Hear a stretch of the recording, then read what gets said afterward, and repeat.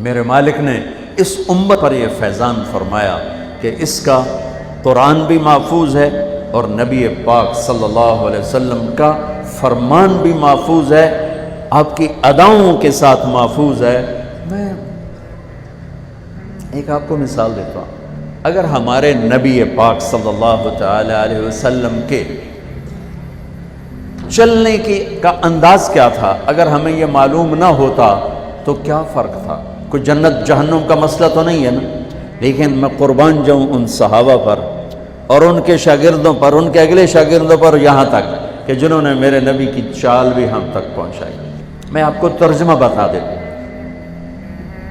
یمشی تکفیا ویقارب الخطا، آپ تھوڑا کندھے جھکا کے چلتے تھے اور پاؤں چھوٹے رکھتے تھے، کھلا پاؤں نہیں، ایسے نہیں، قریب، پاؤں چھوٹا، کندھے جھکے ہوئے، گردن آگے تھوڑی، اور چال میں تیزی، اتنی تیزی تھی کہ صحابہ کو ساتھ دوڑنا پڑتا تھا۔ آپ چونکہ آپ کے نیچے زمین سکڑتی تھی، زمین سکڑتی تھی، تو آپ ایسے چلتے تھے اور وہ پیچھے بھاگتے تھے۔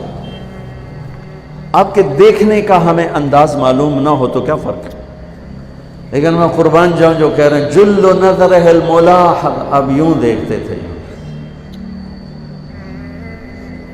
ایسے نہیں دیکھتے تھے حیا کی وجہ سے، بلکہ یوں دیکھتے۔ کبھی کبھی ایسے ہوتا تو پھر ایسی تجلیات اور آنکھوں سے نور نکلتا کہ سارے صحابہ یوں ہو جاتے۔ صرف دو آدمی آپ کو دیکھ سکتے تھے، صرف دو، ایک ابو بکر اور ایک عمر، بس۔ یضحکان الیہ ویضحک الیہما، دونوں آپ کو دیکھ کے مسکراتے اور اپن کو دیکھ کے مسکراتے، باقی کوئی آپ کو آنکھوں میں آنکھیں ڈال کے دیکھ نہیں سکتا تھا، چلے آپ کی نظر شرم و حیا ایسے تھی۔ کوئی آپ کو ادھر سے بلاتا، مفتی حامد صاحب مجھے کہیں مولوی صاحب تو میں اتنا ہی کروں گا، اس تو میرے کو بھی نہیں، مولانا ارشاد صاحب کہیں جناب مولانا صاحب، اتنی میری طاقت ہے۔ لیکن جب میرے نبی کو دائیں سے کوئی بلاتا تھا یا رسول اللہ، تو اب یوں نہیں کرتے، اب یوں کرتے تھے، پورا مڑتے تھے اس کی طرف، پورا سینہ سے سینہ ملاتے تھے۔ ادھر سے کسی نے کہا یا رسول اللہ، تو اب یوں نہیں کرتے، اب یوں کرتے تھے پورا۔ میں قربان جاؤں، اس موبائل نے کتنی بد اخلاقی پھیلائی ہے کہ ایک آدمی بات کر رہا، وہ موبائل دیکھ رہا۔ اور خاص طور پر والدین سے کہہ رہا ہوں، اب چھوٹا بچہ آئے اور اسے تم نے توجہ نہ دی، یہ گھروں میں 99.9% بلکہ 100% ہو رہا ہے، فون پہ لگے ہوئے، چھوٹا معصوم بچہ ماں سے بات کر، وہ فون پہ لگے ہوئے، ہاں ہاں بول کیا نا، سن دی پئیاں، سن دی پئیاں، بھوک نہیں۔ آپ نے ذبح کر دیا۔ عربی کا لفظ ہے توجہ فرمائیں، یہ لفظ عربی کا توجہ، توجہ فرمائیں کا مطلب ہے، یہ توجہ کی تا ہٹاؤ تو نیچے سے وجہ نکلتا ہے، وجہ چہرے کو کہتے ہیں۔ توجہ فرمائیں کا مطلب ہے بوتھا شریف میرے آل کر، میری طرف چہرہ کر کے بات کر۔ میرے نبی جب کسی سے بات کرتے تھے، سینہ بھی اس کو دیتے تھے، چہرہ بھی اس کو دیتے تھے۔ جب آپ غمگین ہوتے تھے کیا کرتے تھے؟ اب داڑھی پکڑ کے یوں بیٹھ جاتے تھے، یہاں ٹیک، اس کو نیچے، اور یوں پکڑو، تھوڑی دیر کے بعد سر پہ ہاتھ پھیرتے اور پھر یوں فرماتے۔ یہ میرے نبی کے غم کی نشانی تھی کہ آپ کسی دکھ میں ہیں، کسی غم میں ہیں۔ سبحان اللہ۔ جب آپ کسی کو بلاتے تھے تو ایسے نہیں کرتے تھے، ایسے کرتے تھے، پورے ہاتھ کے اشارے سے، ایسے انگلی اٹھانا عیب ہے، یوں کرتے تھے۔ جب آپ محفل میں بیٹھتے تھے تو چوکڑی مار کے بیٹھتے تھے، اتحیات صرف نماز میں آپ کی ہے، باقی آپ چوکڑی مار کے بیٹھتے تھے، اور پوری محفل میں ٹانگ نہیں پھیلاتے تھے، چاہے کتنی لمبی مجلس ہو جائے ٹانگ نہیں پھیلاتے تھے کبھی بھی۔ عزت دیتے تھے، سامعین جالسین کو احترام دیتے تھے، عزت دیتے تھے، اور دوران گفتگو آپ یوں کرتے رہتے تھے، یوں۔ یہ آپ کی بے ساختہ حرکت تھی، یہ ہتھیلی، یہ انگوٹھا، یہ ہر آدمی میں نا کوئی اس کی جسم کی غیر ارادی حرکت ہوتی ہے. جیسے میں اپنے انگوٹھے کو یوں کرتا رہتا ہوں، یہ میری بچپن کی عادت ہے، مجھے پتہ بھی نہیں ہوتا میں انگوٹھا ایسے کر رہا ہوتا ہوں. تو میرے نبی کی بغیر ارادے کے ہاتھوں کی حرکت تھی. آپ دوران گفتگو یوں فرمایا کرتے، یا آپ کو اوپر کر کے دکھا رہا ہوں، ورنہ آپ یہاں ہاتھ ہوتے تھے اور آپ یوں فرماتے رہ جائیں. واہ کیا صحابہ تھے کہ ہر شے ہم تک پہنچا. سبحان اللہ. جب آپ غصے میں ہوتے تھے تو ہماری طرح کوئی وہ اظہار تو ہوتا نہیں تھا، پھٹ پڑے وہ بھی نہیں ہے، ڈانٹ ڈپٹ وہ بھی نہیں ہے.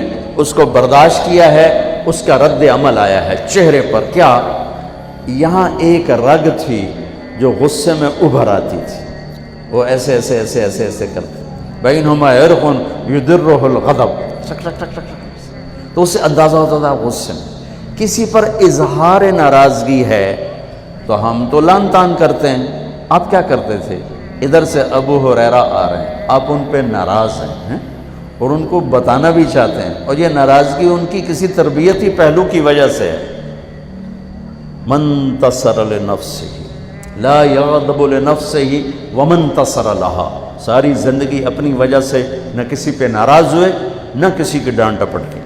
تو جب ادھر سے آ رہا ہے نا ابو ہریرہ اور آپ ان کو اظہار ناراضگی فرمانا چاہتے ہیں تو یوں دیکھا اور ساتھ ہی یوں ہو جاتا تھا. بس ادھر سے انس آ رہے ہیں، آپ ان پہ ناراض ہیں، دیکھتے ہی آپ یوں ہو جاتے تھے.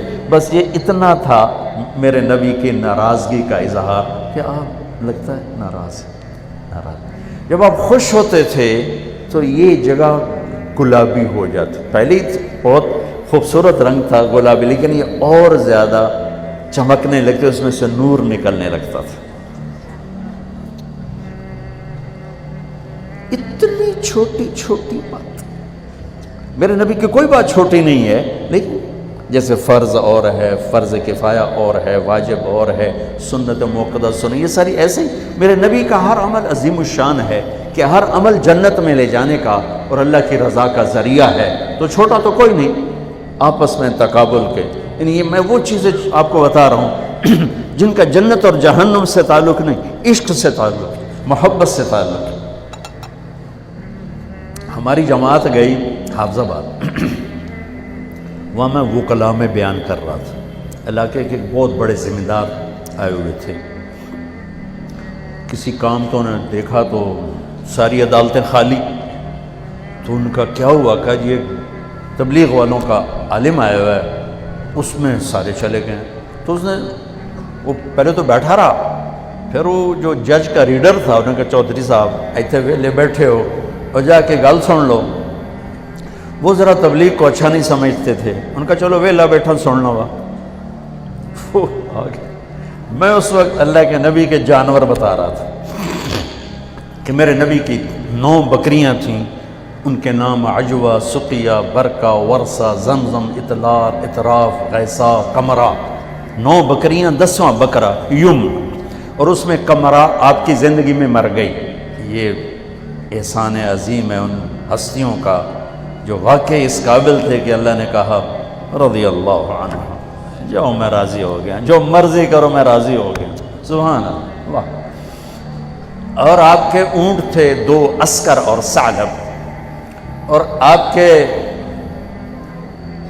خچر تھے عفیر اور دلدر اور فضہ، اور آپ کے پاس گدھے تھے 2 عفیر اور یعفور، اور آپ کی اونٹنیاں تھیں عذبہ، جدعا، شہبہ، قصوہ، اور آپ کے گھوڑے تھے لزاز، تراز، لحیف، سجل، سکب، سبحہ، ورد، یعصوب، یعبوب.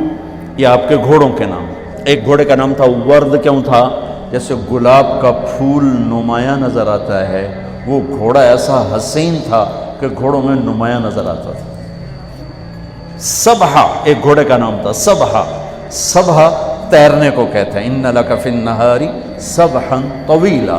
اس گھوڑے کا نام سبحہ کیوں تھا؟ جب وہ دوڑتا تھا تو لگتا تھا جیسے پانی تیرتا جا رہا. خیر میں پھر لمبا چلا گیا. وہ جو تھے نا چودھری صاحب، وہ بیان سن رہے تھے، وہ گئے واپس گاؤں. تو اپنے امام کو بلایا، کہا مولانا صاحب ایک مسئلہ دسو کی اپنے نبی دی بکریاں دا نام کی ہے؟ وہ آکھن لگا یہ بھی کوئی مسئلہ ہے؟ اگے ہے تے بھاویں نہیں، میں تو آج دس ساڑھے نبی دی بکریاں دا نام کی؟ اسا کہ مسئلہ ہی کوئی نہیں تے میں دساں کی؟ اسا کہ تو آج تک میں نو پٹی پڑھائی ہے کہ اے نبی نو نہیں مندے تے اے نبی دے گستاخ ہیں، میں ہونے انہاں دے مولوی دی تقریر سنی ہے او تا نبی دی بکریاں نو مندیں تو آنا نبی نو نہیں مندے، ہون تو جماعتاں نو روکیا میں تنو کھلے پھرے سا۔ پھر وہ ہماری جماعت پوری کو لے گیا اپنے گاؤں، نے 15-20 ہزار آدمی اکٹھا کیا، میرا بیان کروایا ہوا، کھانا ہوا، تو میں قربان جاؤں آپ اسی سلسلے کی کڑی چل رہے جنہوں نے نبی کے علم کو لیا، آگے دیا، پھر آگے دیا، پھر